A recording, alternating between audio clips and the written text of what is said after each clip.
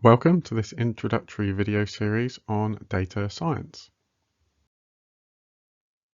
A lot of the content in this video series is based on the book Data Science for Business: What You Need to Know About Data Mining and Data Analytic Thinking by Provost and Fawcett.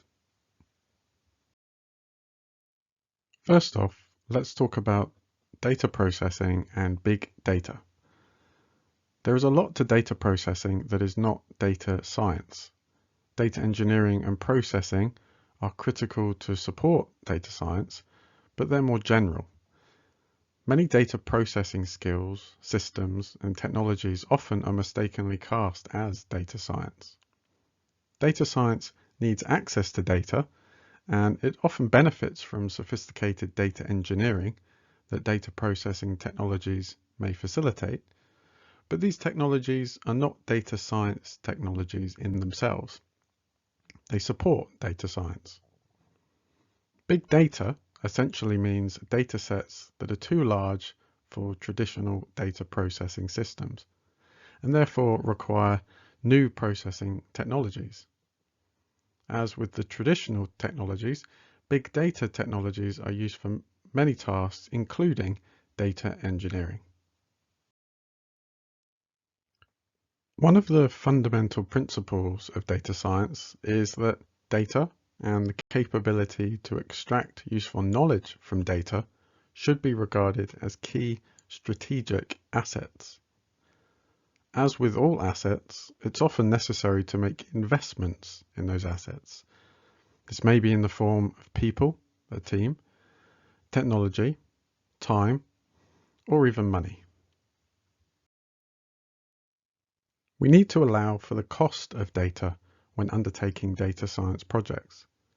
Some data will be freely available, some data may be purchased, but still other data simply won't exist at all and will in fact require separate projects to arrange the collection of that data. Let's now touch on a fundamental concept of data science, which is following a process. Extracting useful knowledge from data to solve business problems can be treated systematically by following a process with reasonably well-defined stages. The cross-industry standard process for data mining, abbreviated as CRISP-DM, is one codification of this process. This is sometimes referred to as the data science life cycle. So, data mining is a process with fairly well understood stages.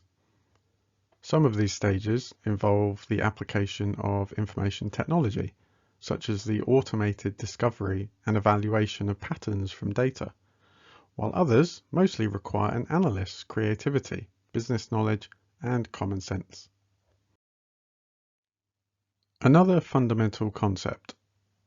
From a large mass of data, information technology can be used to find informative, descriptive attributes of entities of interest.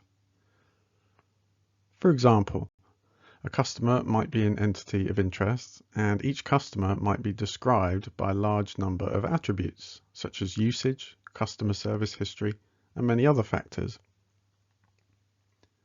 As an analyst, we may then be able to hypothesize or even use technology to automatically discover potentially informative attributes that might correlate to particular behavior or outcomes we're interested in. Another fundamental concept is overfitting. If you look too hard at a set of data, you will find something, but it might not apply usefully beyond the data that you're looking at. This is referred to as overfitting a dataset. Data mining techniques can be very powerful, and the need to detect and avoid overfitting is very important. Formulating data mining solutions and evaluating the results involves thinking carefully about the context in which they'll be used. If we ignore the context of data, we can risk significant misinterpretations, incorrect assumptions, or even overfitting. So where does data science fit into business? Well, data science supports data-driven decision-making and sometimes conducts such decision-making automatically and depends upon technologies for big data storage and engineering, but its principles are separate. In many business analytics projects, we want to find correlations between a particular variable describing an individual entity and other variables. For example, in historical data, we may know which customers left a company after their contracts expired.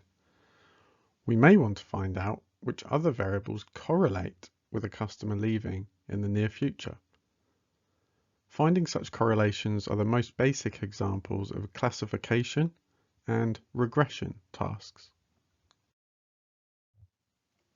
At this point, it's important to note that there is a difference between, firstly, mining our data to find patterns and build models, and secondly, using the results of data mining. Next, let's consider supervised versus unsupervised learning. The terms supervised and unsupervised were inherited from the field of machine learning. Metaphorically, a teacher supervises the learner by carefully providing target information along with a set of examples. An unsupervised learning task might involve the same set of examples, but would not include the target information. The learner would be given no information about the purpose of the learning. Consider two similar questions we might ask about a customer population. The first is, do our customers naturally fall into different groups? Here, no specific purpose or target has been specified for the grouping. When there is no such target, the data mining problem is referred to as unsupervised. On the other hand, a different question might be, can we find groups of customers who have particularly high likelihoods of cancelling their service soon after their contracts expire? Here, there is a specific target defined. Will a customer leave when their contract expires? In this case, segmentation is being done for a specific reason, to take action based on likelihood of churn. This is called a supervised data mining problem. In short, if a specific target can be provided, the problem can be phrased as a supervised one. Classification, regression, and causal modeling generally are solved with supervised methods. Clustering, co-occurrence grouping, and profiling generally are unsupervised.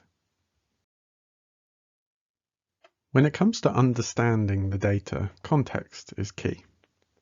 It's important to understand the strengths and limitations of the data because rarely is there an exact match with the problem. Historical data often are collected for purposes unrelated to the current business problem or for no explicit purpose at all. A customer database, a transaction database, and a marketing response database contain different information and may cover different intersecting populations and may have varying degrees of reliability. Understanding the data is helped through the process of data preparation. Typical examples of data preparation are converting data to tabular format, removing or inferring missing values, and converting data to different types. Often, the quality of the data mining solution rests on how well the analysts structure the problems and craft the variables. When it comes to deploying the results of data mining, and increasingly the data mining techniques themselves, are put into real use in order to realize some return on investment. Deployment can also be much less technical. In a celebrated case, data mining discovered a set of rules that could help to quickly diagnose and fix a common error in industrial printing.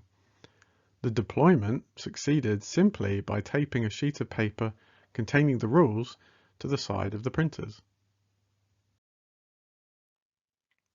The purpose of the evaluation stage is to assess the data mining results rigorously and to gain confidence that they're valid and reliable before moving on.